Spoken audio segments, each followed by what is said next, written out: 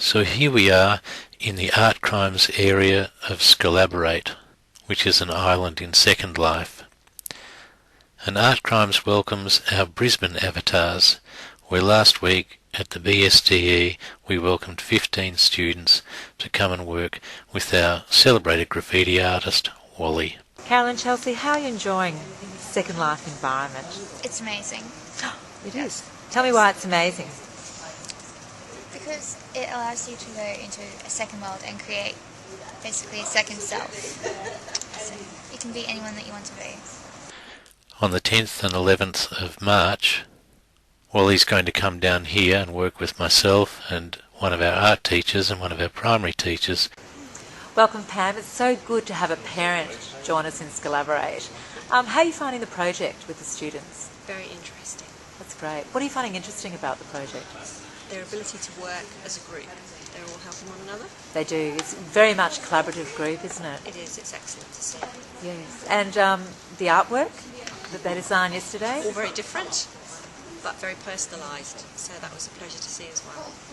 Now you remember the last time we had students in Cairns, and on day one the Cairns students worked with Wally, the artist, and the teachers to produce the tags that you can see on the left hand side of the wall. Since then, we've managed to build our own gallery within Skoolaborate Second Life, and we plan to use this for all sorts of purposes, but at this point in time it's essentially to celebrate our students' collaborative efforts.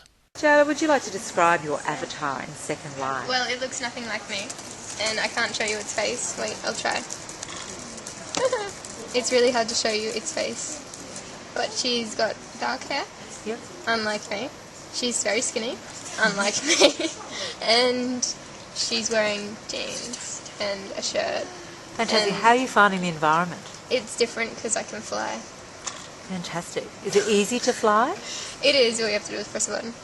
Some of the tags you see on the easels there were done last week by the Brisbane kids. They were so clever and they worked so hard that at the end of day one they were able to complete their tags, and before we left for the day we were able to put up the majority on the panels down here on the right hand side of the building. The students have build permissions in this area and they're able to put up their own work. In fact, everything you see is the students' own work.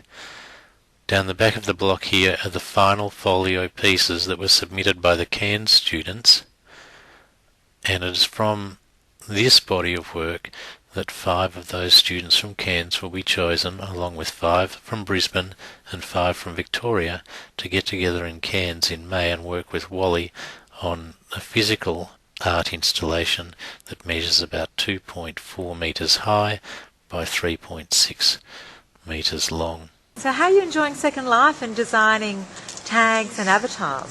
So we've had a name change as well. You've taken on your tag name through the project.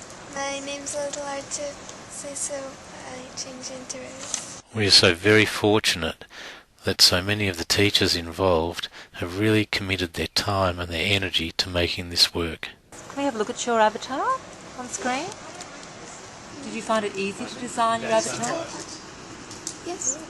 It's amazing how good you are navigating the Second Life environment in such a short time frame. Thank you, Rose, and enjoy your time in Second Life. And I look forward to seeing what the Victorian students come up with on the 10th and 11th of March.